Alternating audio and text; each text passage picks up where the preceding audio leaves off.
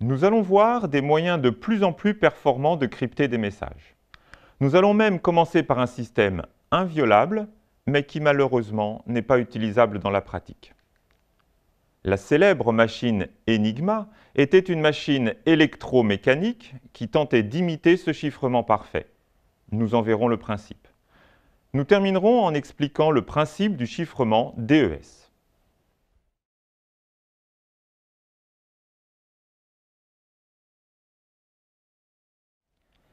L'inconvénient des chiffrements précédemment étudiés est qu'une même lettre est régulièrement chiffrée de la même façon. En effet, la correspondance d'un alphabet à un ou plusieurs autres est fixée une fois pour toutes. Ce qui fait qu'une attaque statistique est toujours possible.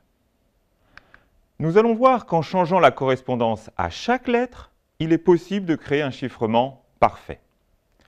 Expliquons d'abord le principe à l'aide d'une simple analogie.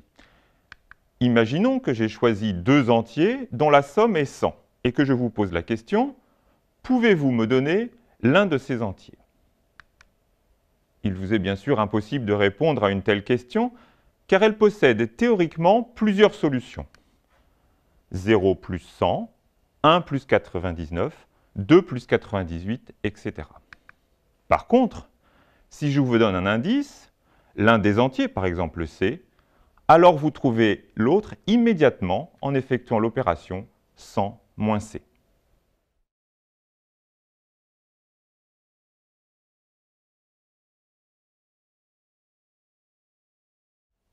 Voyons le principe du chiffrement parfait sur un exemple. Supposons qu'Alice veuille envoyer à Bruno le message secret « Attaque le château ». Avant de procéder au chiffrement du message, Alice choisit une clé secrète C qu'elle transmet à Bruno. La première contrainte est que cette clé secrète soit de même longueur que le message. Cette clé est composée d'entiers de 0 à 25, mais ce qui est le plus important, c'est que ces entiers apparaissent comme s'ils avaient été tirés au hasard. Prenons par exemple pour clé la suite 4, 18, 2, 0, 21, etc. Voici maintenant comment Alice crypte son message. En ce qui concerne la première lettre, elle effectue un décalage de type César correspondant au premier entier de la clé. La lettre A est décalée de 4 lettres et devient donc E. La deuxième lettre subit un décalage correspondant au deuxième entier. Le premier T devient L. Le second T du message est quant à lui décalé de 2 lettres, il devient V. Le A suivant est décalé de 0 lettres, cela reste A. À la fin, Alice obtient le message crypté X qu'elle transmet à Bruno, E, L, V, A, L, G, W, etc. Pour décrypter ce message, Bruno, qui connaît la clé, n'a qu'à appliquer les décalages dans l'autre sens, comme nous avons maintenant l'habitude de le faire. Notez bien que deux lettres identiques n'ont aucune raison d'être cryptées de la même façon.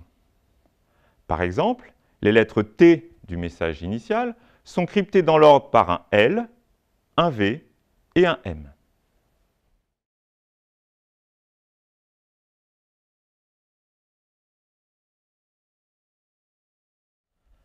Formalisons un peu cette opération. On identifie, comme depuis le début de ce cours, A avec 0, B avec 1, etc. Alors le message crypté X est juste une somme, celle du message M, avec la clé secrète. La somme s'effectuant terme à terme modulo 26. Notons cette opération M plus C. Détaillons chaque étape. On transforme d'abord attaque en entier, on obtient 0, 19, 19, 0, 16, 20 et 4. On ajoute colonne par colonne la clé 4, 18, 2, 0, 21, 12, 18. Ici, en fait, ce n'est que le début de la clé puisque nous nous intéressons au début du message.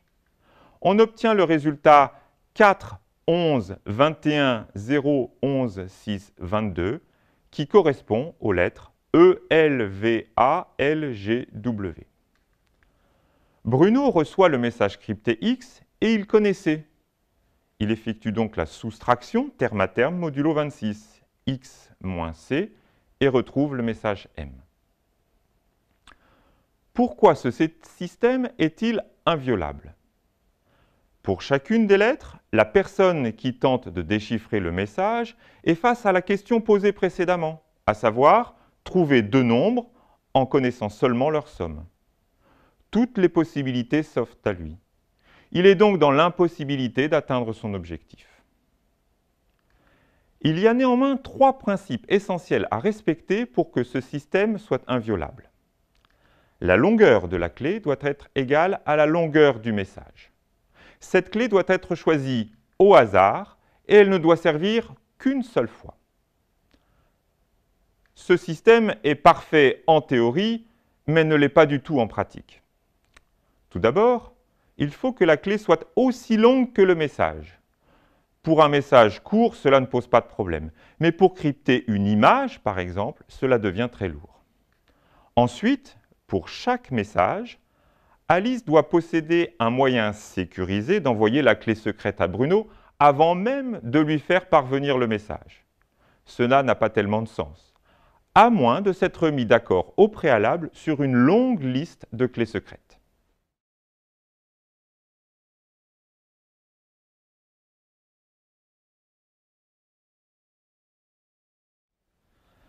Dans le système décrit précédemment, un des points de sécurité repose sur le fait de générer efficacement de longues clés, comme si elles avaient été tirées au hasard.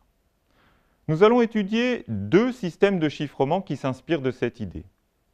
Une méthode électromécanique, la machine Enigma, puis une méthode numérique, le DES. La machine Enigma est une machine électromécanique qui ressemble à une machine à écrire. Lorsqu'une touche est enfoncée, des disques internes sont actionnés, un courant circule et le caractère crypté s'allume. Cette machine, qui sert aussi au déchiffrement, était utilisée pour les communications de l'armée allemande durant la Seconde Guerre mondiale. Ce que les Allemands ne savaient pas, c'est que les services secrets polonais et britanniques avaient réussi à en percer les mystères.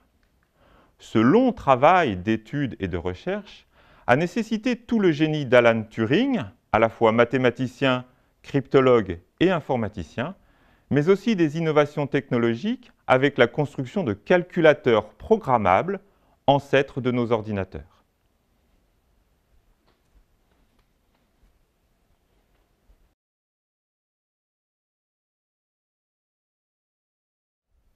Nous allons voir une version très simplifiée de la machine Enigma. Notre machine simplifiée est dans un premier temps composée de deux anneaux. Cela doit vous rappeler quelque chose. Tout d'abord, un anneau extérieur contenant l'alphabet A, B, C, D, E jusqu'à Z, qui correspond aux touches du clavier avec lesquelles est tapé le message. Cet anneau est fixe. Le deuxième anneau, ici représenté à l'intérieur du premier, contient l'alphabet ayant subi une permutation. Ici, N, O, J, A, K, jusqu'à G, W, Q, R, U, E, Y. Bien sûr, l'ordre de l'alphabet sur cet anneau intérieur doit rester secret. Cet anneau intérieur est mobile et tourne d'un cran chaque fois qu'une touche est enfoncée.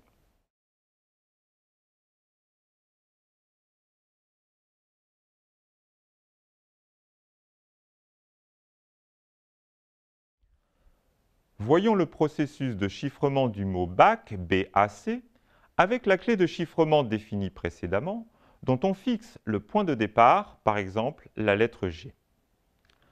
L'opérateur va dans un premier temps tourner l'anneau intérieur qui contient la clé N-O-J-A-K, de sorte que la lettre A de l'anneau extérieur et fixe soit en face de la lettre G de l'anneau intérieur mobile, et donc B en face de W, etc. C'est la phase de mise en place des anneaux. Pour crypter la première lettre, l'opérateur tape celle-ci sur le clavier, le B du mot BAC. La machine affiche alors la correspondance, ici W.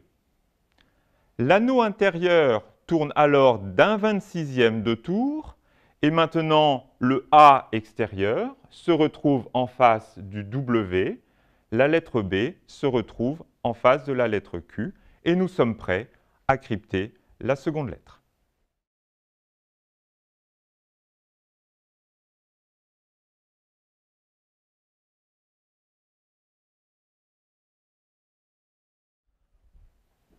Nous avons crypté la première lettre B, puis l'anneau intérieur a tourné d'un cran. Pour crypter la deuxième lettre, l'opérateur la tape au clavier, A, et la machine affiche la correspondance. A est en correspondance avec W. L'anneau intérieur tourne alors une nouvelle fois d'un 26e de tour, et maintenant la lettre A à l'extérieur est en face de la lettre Q, le B en face de la lettre R. L'opérateur tape la troisième lettre du message, C. La machine affiche alors la correspondance, U, et effectue sa rotation. Le message crypté est donc WWU.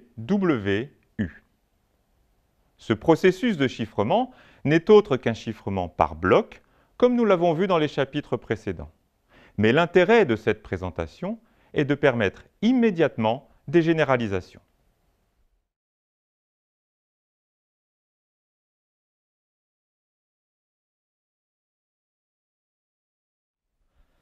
La machine Enigma ne possédait pas un seul anneau interne mobile. En effet, nous avons vu que cela revenait à un chiffrement par bloc de type Wigner. Étudions la situation pour deux anneaux. Ici, le premier en jaune et le second en vert, que nous avons mis dans leur position initiale. Étudions le chiffrement de la lettre B. Dans un premier temps, la lettre B s'envoie sur la lettre W par le premier anneau en jaune, qui lui-même est envoyé sur la lettre A par le second anneau en vert. La lettre B est donc cryptée en A. Ensuite, l'anneau intérieur en jaune effectue un 26e de tour et on continue à parcourir le message. Pour un message plus long que notre exemple précédent, lorsque l'anneau intérieur, ici en jaune, a effectué une rotation complète, c'est-à-dire que 26 lettres ont été tapées, l'anneau intérieur, ici en vert, effectue un 26e de tour. C'est exactement comme sur un compteur kilométrique de voiture. À chaque kilomètre, le chiffre des unités tourne, puis tous les 10 km, le chiffre des dizaines tourne aussi. Ici, le disque en jaune joue le rôle des unités et le disque en vert, celui des dizaines. Cette situation se généralise à plusieurs anneaux, augmentant ainsi la complexité et éloignant les possibilités d'attaque de ce système.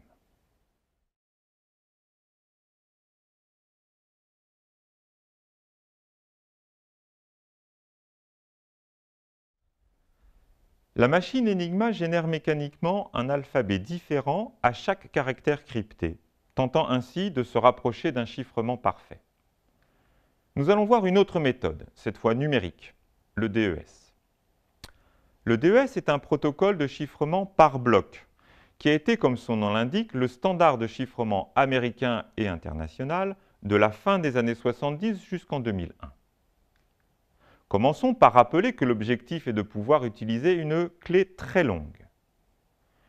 Pour ne pas avoir à retenir l'intégralité de cette longue clé, nous allons tenter de la produire de façon presque aléatoire. On dit alors pseudo-aléatoire à partir d'une clé de petite taille. Voyons un exemple élémentaire qui utilise la notion de suite récurrente. Soit UN, la suite définie par la donnée de deux entiers A et B, de son premier terme U0 et de la relation de récurrence UN plus 1 est congrue à A fois UN plus B modulo 26.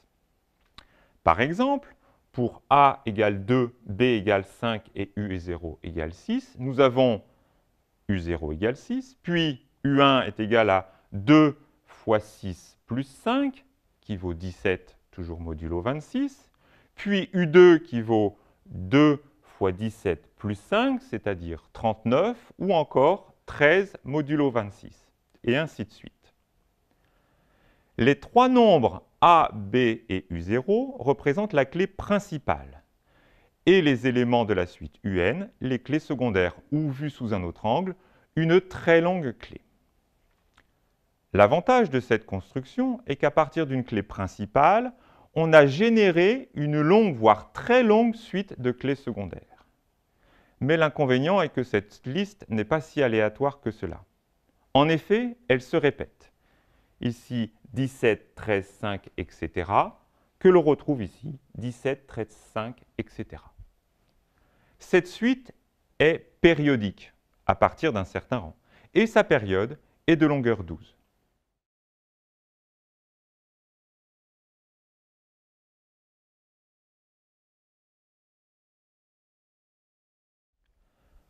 Comme lors de l'étude de la machine Enigma, nous allons présenter une version très simplifiée du DES afin d'en expliquer les étapes élémentaires. Les additions se feront terme à terme. Pour changer, nous allons ici travailler modulo 10. Par exemple, 1, 2, 3, 4 plus 7, 8, 9, 0 sera égal à 8, 0, 2, 4. En effet, 1 plus 7 est égal à 8, 2 plus 8 est égal à 10, soit 0 modulo 10, etc. Notre message est coupé en blocs. Pour nos explications, ce seront des blocs de longueur 8. La clé sera ici de longueur 4. Voici enfin le message. Pour notre exemple, nous prenons un seul bloc, M, 1, 2, 3, 4, 5, 6, 7, 8, et la clé C, 3, 1, 3, 2.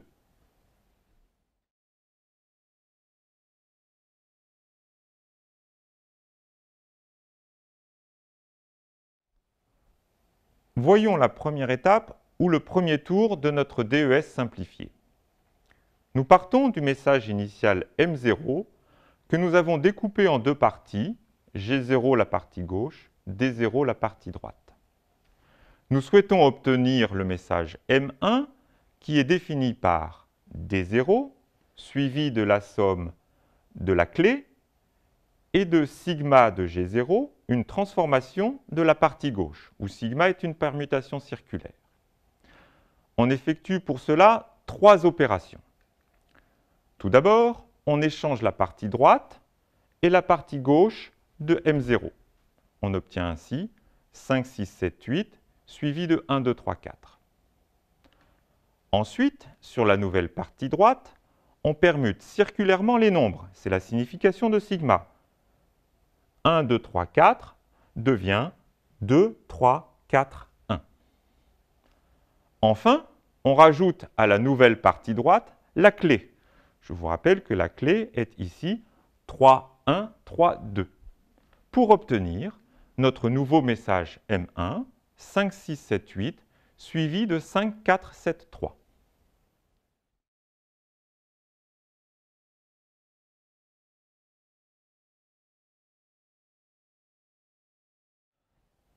Pour la suite de notre protocole, nous allons recommencer le même processus en partant du message M1. Cela revient à appliquer la formule de récurrence qui, en partant de MI, découpé en deux parties, GI et DI, définit le message MI plus 1, qui est comme précédemment, confectionné de la manière suivante, DI suivi de la somme de la clé et de la transformée de GI. Nous partons donc de M1, qui vaut 5, 6, 7, 8, 5, 4, 7, 3, et on applique le processus de récurrence, toujours en trois étapes. On échange la partie droite et la partie gauche de M1, on obtient 5, 4, 7, 3, 5, 6, 7, 8. Sur la nouvelle partie droite, on applique sigma, la permutation circulaire, on obtient 5, 4, 7, 3, 6, 7, 8, 5. Puis, on ajoute la clé secrète C à droite pour obtenir M2, 5, 4, 7, 3, 9, 8, 1, 7. On peut décider de s'arrêter après ce tour et renvoyer le message crypté X est égal à M2. Comme chaque opération élémentaire est inversible, il n'est pas difficile de définir le protocole qui permet de déchiffrer un message. Dans la version complète du DES, les calculs sont effectués modulo 2 et clés et blocs sont de longueur 64. Outre quelques transformations des messages initiaux et finaux, le processus de récurrence est appliqué 16 fois. De plus, à chaque tour, on utilise une clé différente. Il convient donc, à l'image de ce que nous avons vu précédemment, de générer 16 clés dites clés secondaires à partir de la clé principale.